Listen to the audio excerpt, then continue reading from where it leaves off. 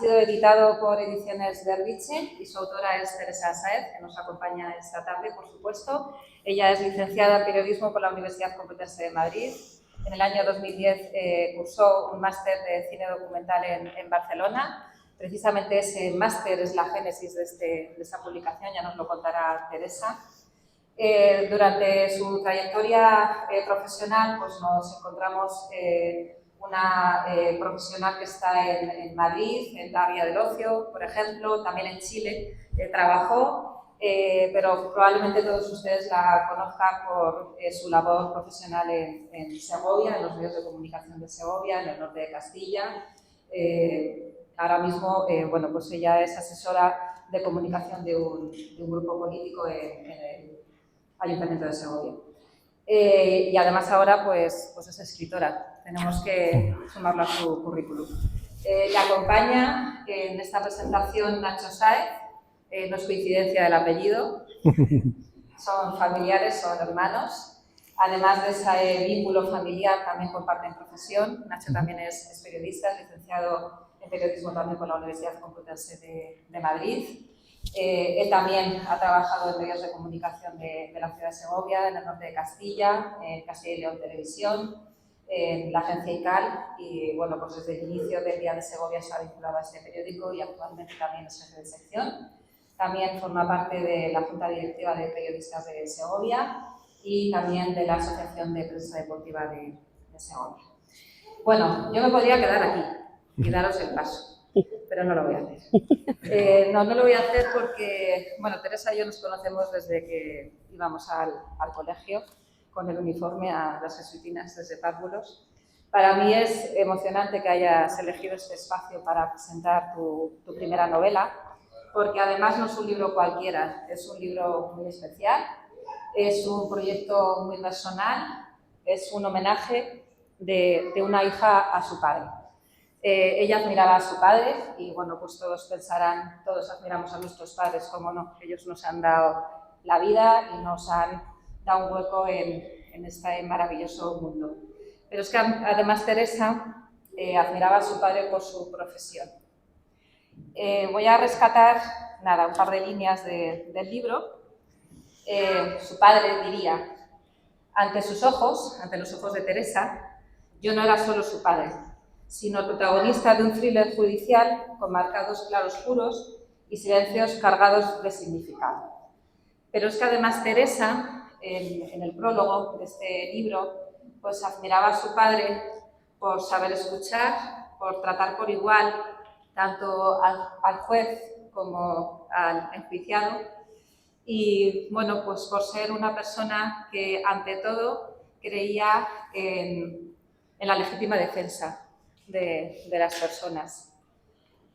Fue una persona, Dionisio Sáez Chillón, por fin ya llega el nombre del personaje que está en el germen de este libro. Él fue abogado, penalista, muy reconocido profesionalmente en esta ciudad por su despacho, por su gran despacho.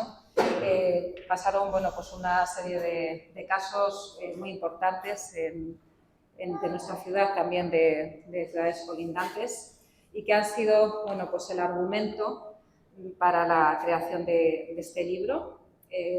Teresa hace 14 años aproximadamente comenzó a escarbar en los expedientes del despacho de su padre y a traducir en un lenguaje bueno, pues más cercano a los que somos legos en la materia una serie de casos, los casos más relevantes en los que su padre bueno, pues ejerció su profesión. Una profesión que realmente él llevaba como bandera una vocación absoluta y que a pesar de los fracasos, entre comillas, porque a lo mejor en algunos casos no conseguía lo que él buscaba, sin embargo eso no mermó nunca su afán y su pasión por su profesión. Ellos van a presentar el libro, son 6 capítulos. Yo no voy a hacer ningún spoiler, que cuenten ellos de qué trata y cómo se estructura y cómo surge, pero yo sí que quiero animar a todos a que lo lean. También les recomiendo que cuando empiecen a leerlo tengan tiempo por delante, porque la narrativa que ha utilizado Teresa es absolutamente adictiva y cuando uno empieza a leerlo no puede terminar y tiene que llegar hasta el final. También les advierto que es un libro que genera un nudo en el estómago, porque los casos que aquí se narran son casos reales. Parece mentira que en una ciudad como Segovia, que aparentemente parece tranquila, hayan podido ocurrir los sucesos que aquí han ocurrido. Quiero darte la enhorabuena por este proyecto tan especial. Para mí ha sido una sorpresa, la verdad, después de tantos años, pues para mí ha sido una sorpresa leerlo. El prólogo es una maravilla. En una ocasión yo pude escuchar a tu padre ejercer su profesión, y porque yo ya me dedicaba a lo que me dedicaba, pero realmente la pasión que él impregnaba en su defensa, en sus alegatos, era como para captar la atención de aquel que le escuchaba y animarle a querer ser abogado como él. Teresa es una gran aficionada del cine negro, del thriller, del cine documental y bueno, pues ella tenía en su casa, como ya lo comentará, como aparece aquí en la sinopsis, tenía todas las herramientas, ¿no? Pues para empezar este libro o cualquier otro guión cinematográfico. Yo creo que después de tantos años te puedo pedir un favor, y es que sea la primera, pero que sigas escribiendo, porque es una auténtica maravilla lo que has hecho. Muchas gracias. Que nada, sin más, ya les cedo la palabra. Muchas gracias. Lo primero, gracias por acompañarnos y lo primero también dar las gracias a mi hermana por haberme confiado el conducir esta presentación y sobre todo por habernos regalado este libro a nuestra familia, por supuesto, pero yo creo que también a toda la sociedad segoviana y a la abogacía en concreto también. Yo creo que es un regalo porque quienes lo lean van a descubrir a una persona, a una mujer que describe los ambientes, los contextos, los personajes de forma increíble, de forma maravillosa. Y además pues nos va a acercar a una persona, nos acerca a una persona que a la vista está, ha dejado huella en la ciudad de Segovia. Y bueno, yo creo, lo primero, Tere, yo creo que querías leer el prólogo, ¿verdad? Sí, antes de nada, bueno, buenas tardes a todos, muchísimas gracias por venir. Quiero agradecer al Museo Esteban Vicente y en concreto a Ana, su directora, por abrirnos las puertas de este lugar tan maravilloso para hacer esta presentación que para mí es muy especial. Y quiero agradecer también a Pepe de Ediciones Derviche por ponérmelo fácil para poder hacer este libro realidad. Y por último también agradecer a Borja y Bea de Cinco Sentidos la pedazo de portada que me han hecho. Quiero empezar leyendo el prólogo de este libro pues para poder ponernos un poco en contexto de lo que va este libro. Mi padre no venía de una familia de abogados. Nació entre los tornillos, clavos y escarpias de una ferretería de las de antes, situada en plena calle Real, en el corazón del centro histórico de Segovia. Era un negocio familiar que llevaba en pie desde mediados del siglo XIX, cuando el abuelo de mi abuelo colgó por primera vez el cartel de Ferretería Los Leones. Allí creció, entre el tintineo del metal, el polvo suspendido que se dejaba ver con la luz que entraba desde la calle y el olor inconfundible a hierro y serrín.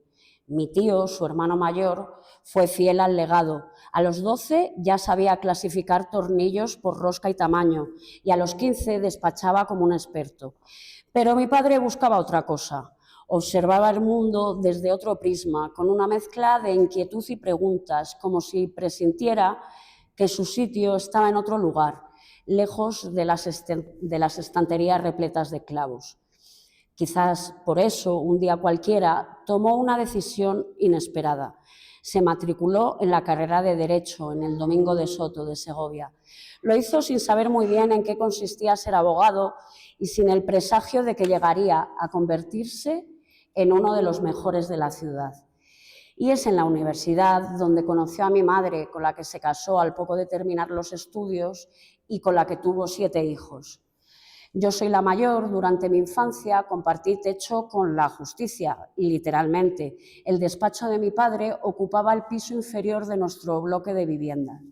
Así como él creció entre cajas de herramientas, yo lo hice entre papeles amarillentos, voces tensas al teléfono, nombres y palabras que no entendía y visitas a cárceles que aún recuerdo como fotogramas sacados de una película de Otto Preminger, Fritz Lang o Sidney Lumet. Siempre admiré a mi padre por su forma de escuchar, por su manera de hablarle a todos por igual, al asesino y al estafado, al juez y al barrendero, incluso por su fe obstinada en que cada ser humano, incluso el más perdido, guarda dentro un resquicio de algo bueno. Por eso defendía sin reservas, sin prejuicios, como si en cada causa hubiera algo de él mismo. Hoy él ya no está, pero siguen vivas sus historias, aquellas que reflejan su manera de ejercer el derecho, su empeño por dar voz a los que nadie escucha. Y tras años de búsqueda y dolor, de recuerdo y de evasión, he logrado reunir algunos de los casos penales que marcaron su carrera. Me ha costado mucho terminar este libro, lo hago casi 14 años después del día en el que lo empecé, y no ha sido por falta de palabras, sino por el gran peso de su ausencia. Estas son sus historias, las de Dionisio Sáez, las que vivió y por las que luchó. Esto es un homenaje a su memoria, porque cada página es también una forma de traerlo de vuelta.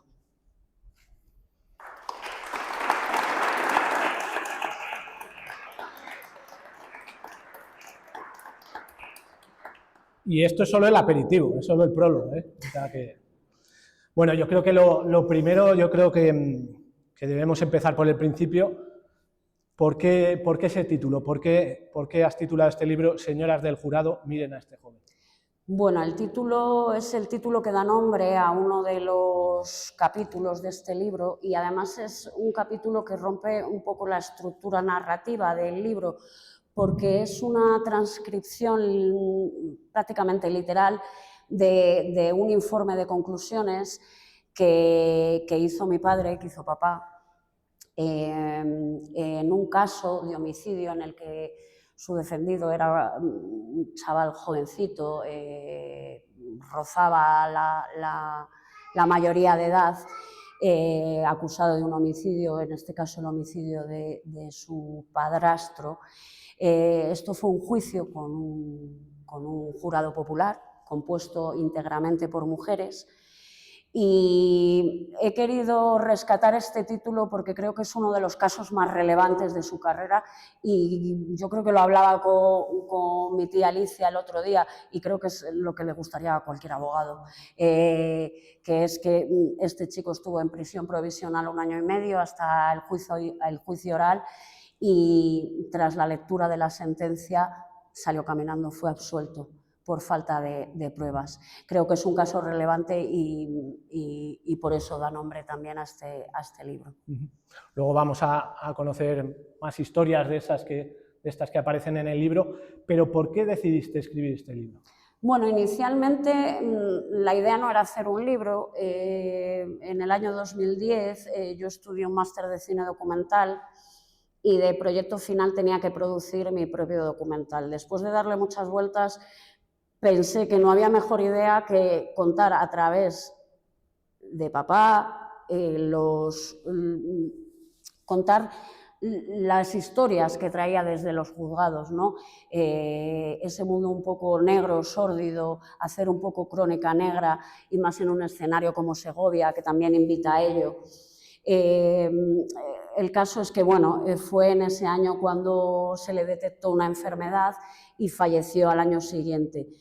Era un proyecto muy bonito que decidí no dejarlo en el cajón y transformarlo en un libro también, dadas las circunstancias, convertirlo también en un poco un reconocimiento y un homenaje a su memoria.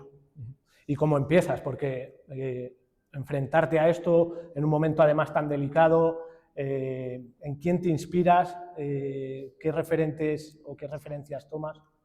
Pues la verdad es que no ha sido nada fácil, porque es verdad, yo no tengo formación en Derecho y el lenguaje jurídico es muy técnico, y para una persona que, bueno, sí, en cierta manera he estado familiarizada por mi entorno y por la propia profesión, pero bueno, no tengo la formación y no ha sido fácil darle una forma narrativa, una forma un poco literaria, incluso periodística, a este libro. Sí que leí muchos expedientes, recordaba muchas historias que nos contaba en casa y también es verdad que asistí a algunos de los juicios que se relatan en este libro. Las inspiraciones... Bueno, también decir que también me ha servido de la hemeroteca, porque también algunos de los casos que aparecen en el libro, pues sí trascendieron. Quiero recordar en este punto un caso que fue absolutamente extraordinario, porque pasaron dos cosas, valga la redundancia, extraordinarias y antagónicas en la ciudad de Segovia, y es que el 22 de diciembre del año 2000, cayó el Gordo íntegro en Segovia. Fue un día muy festivo, lo percibías en las calles, pero también apareció una chica asesinada en las escaleras que suben desde Santo Domingo de Guzmán a los Jardinillos de los Zuloaga. Resultó ser una estudiante de la Universidad SEC, resultó además ser una persona bastante cercana a nuestra familia y bueno, es un caso que, como digo, que trascendió a nivel mediático por lo trágico que fue y lo absurdo también, obviamente. A nivel de inspiraciones, bueno, yo siempre he sido muy fan del cine, el cine negro, el thriller. Claro, a raíz de mi formación en cine documental, soy muy aficionada al documental, un documental un poco más de autor, más independiente, y también a la crónica negra. Entonces, todos esos ingredientes en realidad me los estaban dando en casa y creo que hizo la combinación perfecta para que yo pudiera decantarme y decidir, bueno, primero hacer un documental y después que terminara ese documental en este libro. ¿Y tenías miedo a que quedara algo ñoño? Porque al final es nuestro padre, lo normal es idealizar a un padre. ¿Qué te empuja al final a escribir este libro y a creer que lo merece? A ver, me ha costado muchísimo, porque evidentemente estoy hablando de mi padre, de una persona a la que yo admiraba y de la que siempre cualquier persona me ha hablado muy bien, tanto a nivel personal como a nivel profesional. Entonces, realmente no ha sido nada fácil.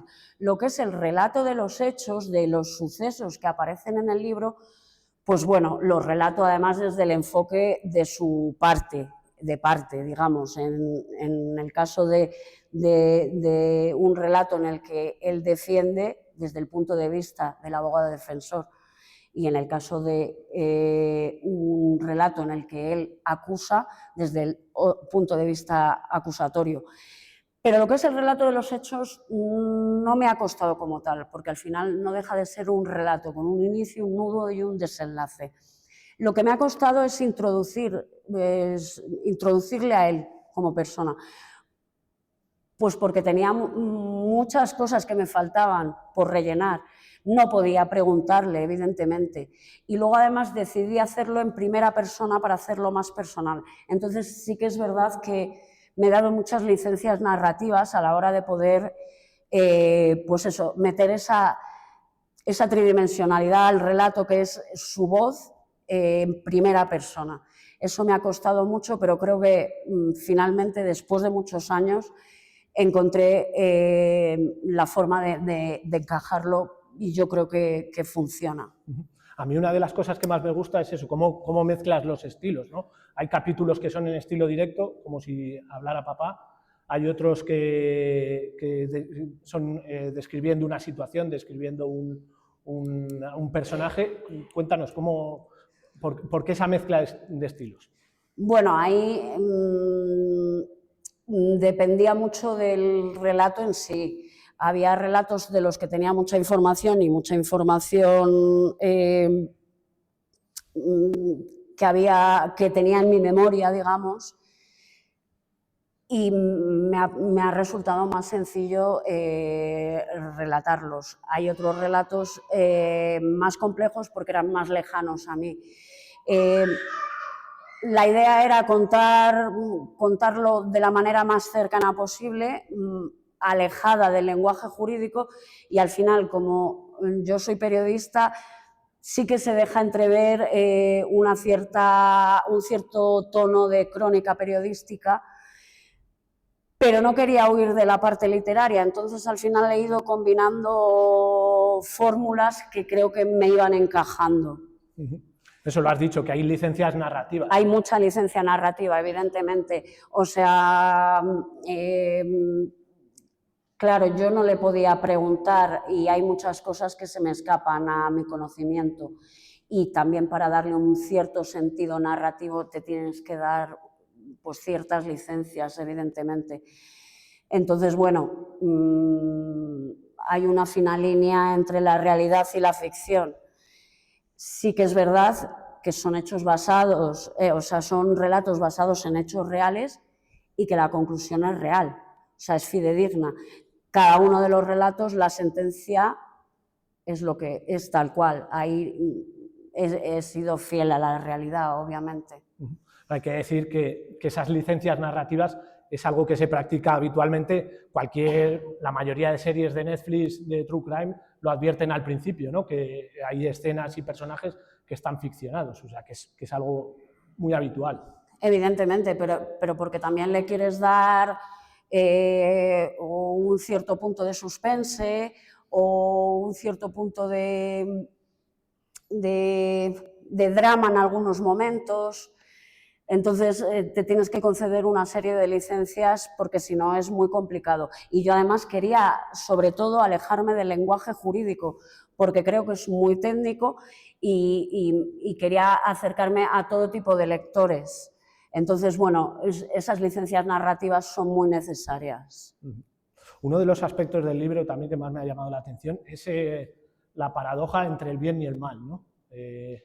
Cómo se enfrentan, ¿no? En este libro, cómo están contrapuestos, ¿no? A ver, sí, eso es complicado y eso nos retrotraemos a un cierto conflicto moral que las personas de a pie, que no nos dedicamos al derecho penal, pues nos cuestionamos. Y en cierta manera yo a él se lo preguntaba muchas veces, ¿cómo tienes la capacidad de defender lo que yo mentalmente pensaba que era indefendible? Y es que es una línea muy difusa la que existe entre el bien y el mal. Ni somos tan buenos ni somos tan malos. Hay que entender que cuando se comete un delito, y él siempre lo decía, hay que entender todas las circunstancias que llevan a la comisión de ese delito. No lo estoy justificando, pero sí hay que empatizar con todo el contexto y era lo que él decía. Yo creo que él tenía mucha empatía con las personas y mucha capacidad para abordar defensas de casos pues, verdaderamente complicados. ¿Cuál es el principal aprendizaje de papá que te llevas después de escribir este libro? Pues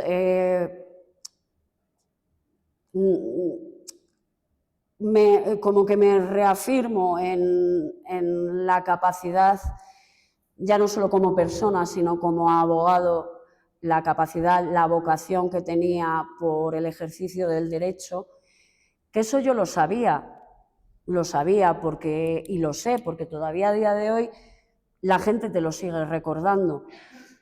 Y bueno, sirve también como un ejemplo de vida para uno. ¿Qué tal crees que se llevaría con la justicia actualmente? Bueno, yo creo que no le gustaría un pelo, ¿eh? Yo creo que no le gustaría todos los problemas, claro, yo no lo conozco de primera mano, evidentemente, pero todos los atascos, los problemas, la lentitud de la justicia, que cada vez parece ser más acusada, yo estoy convencida de que se pondría negro y que todas las tardes iría Alicia a comentarlo, porque además era insistente, insistía. Yo creo que no estaría muy contento, pero seguiría realizando su trabajo de la misma manera y con la misma vocación, seguro. Sí, por recordarlo, son 6 casos en 7 capítulos, ¿verdad? Eso es. Cuéntanos, aparte del crimen de Cristina Gala, de la estudiante de la Universidad SEC, ¿cuál es el que más te tocó? Me tocó mucho el primer relato que cuento en el libro, que es de un homicidio que sucedió en el Espinar. Me tocó mucho porque es un caso en el que no solo hay un homicidio, sino que hay una situación de violencia machista detrás. Es un caso verdaderamente duro, porque conoces la parte, esa parte muchas veces silenciada por las propias mujeres, de episodios de violencia machista y en lo que desemboca. No quiero hablar más del caso porque no quiero destriparlo, porque no es un caso de asesinato machista, no desemboca en un asesinato machista, sí es un homicidio en el que hay una violencia machista detrás, pero no es lo que todos pensamos. Entonces no quiero destripar el caso, pero la verdad es que creo que a él no le había oído hablar de ello, creo que más bien lo conocía a través de la lectura y me impresionó enormemente. Y evidentemente el caso que da nombre al libro también me impresiona muchísimo. Sobre todo por el resultado final.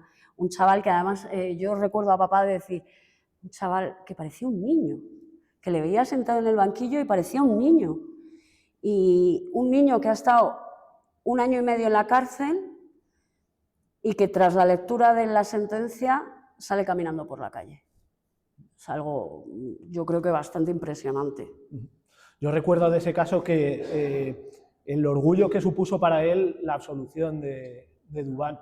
Y está claro que no es un caso en el que fuera a ganar mucho dinero. Y también recuerdo la frustración que le generó la posibilidad de que el juicio se repitiera, que estuvo sobre el aire que se pudiera repetir. Pero bueno, al margen de esto, hay que decir que papá no solo trabajó en Segovia y que no solo hay casos de Segovia, crímenes ocurridos en Segovia, en este libro. Efectivamente, también hay un caso que además, por la propia narrativa del caso y porque me daba la sensación de que eran como 2 partes, está dividido en 2 capítulos. Es un caso que sucedió en Leganés, en el que pues un robo con violencia termina en el asesinato, en este caso, de un joyero. También es un caso que recordaba del que me había hablado, porque en la escena, cuando llegó la policía, pues ya habían huido, y en la escena del crimen encontraron un crucifijo. Y ese crucifijo se determinó que no formaba parte del inventario de la joyería, que por narices tenía que ser de las personas o la persona que había entrado a robar. Y recuerdo que nos contaba cómo al detener a una persona meses después, porque estos desaparecieron, no se volvió a saber, al detener a una persona en una carretera, en un control de la Guardia Civil ordinario, y al pedirle la documentación y ver que titubeaba y tal, y llevarle a la comisaría, al cuartel de la Guardia Civil en este caso, él portaba una fotografía del mismo con un crucifijo, que era justo el crucifijo que habían encontrado en la joyería. Entonces, bueno, creo que es algo anecdótico, pero creo que es algo muy curioso. Bueno, no vamos a destripar más, que si no vamos a cargar el libro, pero ¿habrá segunda parte? Bueno, a ver, no es algo que haya pensado, sí que es verdad que Pepe de la editorial sí que me ha dicho, oye, tenemos que hacer una segunda parte, y casos hay para contar, pero no es algo que me haya planteado. La verdad es que este libro para mí cierra un ciclo y es el reconocimiento que yo quería hacerle. Lo quería hacer en vida, pero no ha podido ser, pero quería hacerlo. Me ha costado muchísimo sacarlo, por eso, porque me ha costado muchísimo encajarlo todo y sentirme bien con lo que estaba escribiendo, pero al final yo me siento muy satisfecha de momento y, bueno, Dios dirá. Bueno, habrá que animarte, habrá que meterte presión. Bueno, ahora pues si alguien quiere hacer alguna pregunta... O compartir algo porque os haya traído algún recuerdo.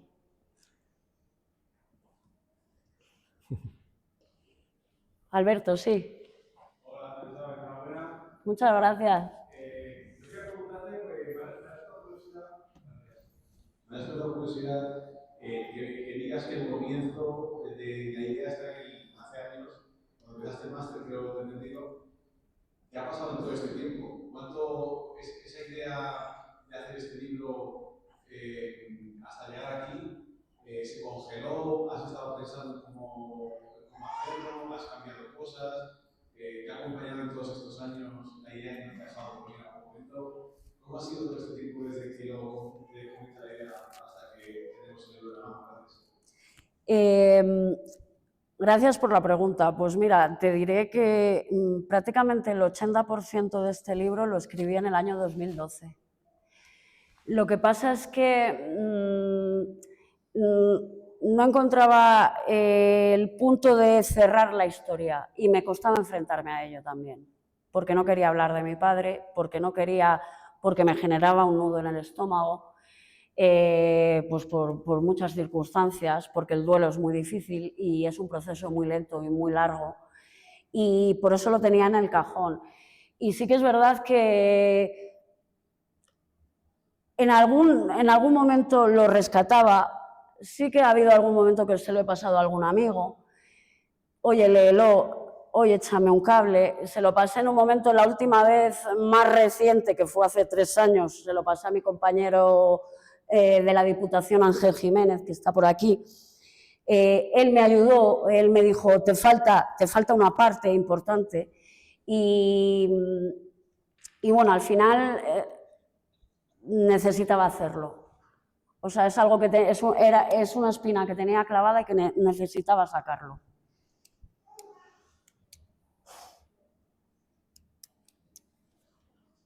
Borja.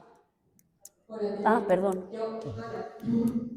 Tus hermanos en todo este tiempo, no sé si han sabido de la existencia de este libro en un principio, entre medias, al final. Si es así, ¿qué te han dicho durante, o sea, qué pensaban de tu proyecto, de tu idea? A ver, es que yo no, cuando hago cosas y además las tengo como inconclusas, no cuento nada. Entonces yo creo que se lo he contado cuando ya tenía el libro. ¿A ti te lo había contado? Vale. Un poquito. La verdad es que les sorprendí hace un par de meses, cuando les dije que lo iba a sacar.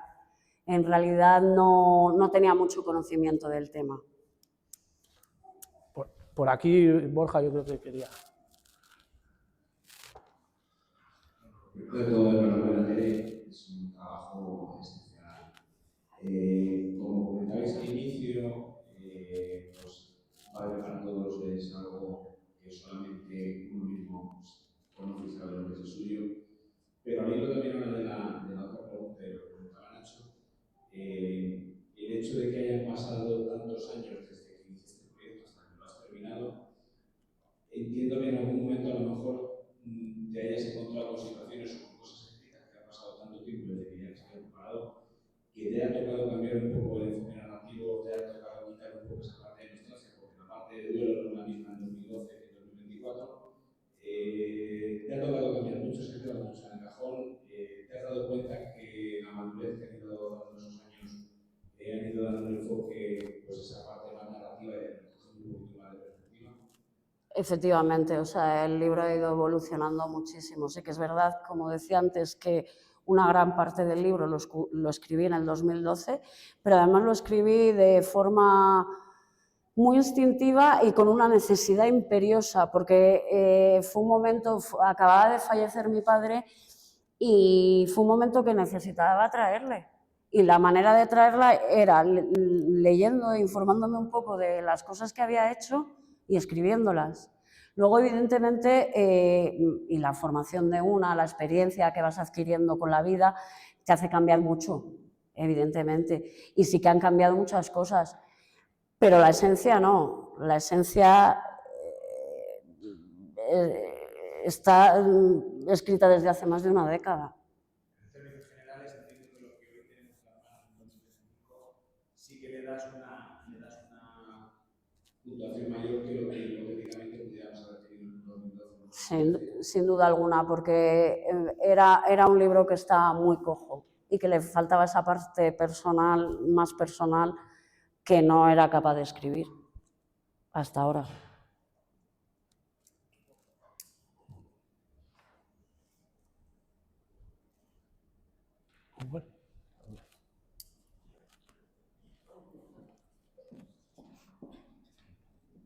Bueno, primero de todo, muchas gracias por invitarnos a todos. No tengo ninguna pregunta, solo quiero expresar una vez más agradecimiento, darte la enhorabuena. Gracias por traer un poco la memoria de nuestro padre al presente nuevamente y también por transmitirnos a tus hermanos más pequeños, los que no tuvimos tanto tiempo con papá, un poco transmitirnos también esas vivencias y esa forma de trabajar que tenía. Y por inspirarnos al resto de hermanos y para nada más. Muchas gracias.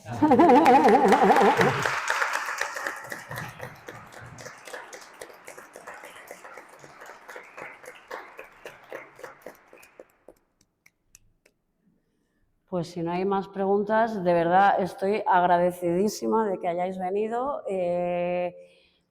Creo que mi padre estaría ahora mismo muy orgulloso, muy satisfecho, y yo estoy muy contenta porque 14 años después de su fallecimiento su memoria sigue viva, y eso no hay mejor cosa para mí que saber con certeza que su recuerdo sigue aquí. Muchas gracias.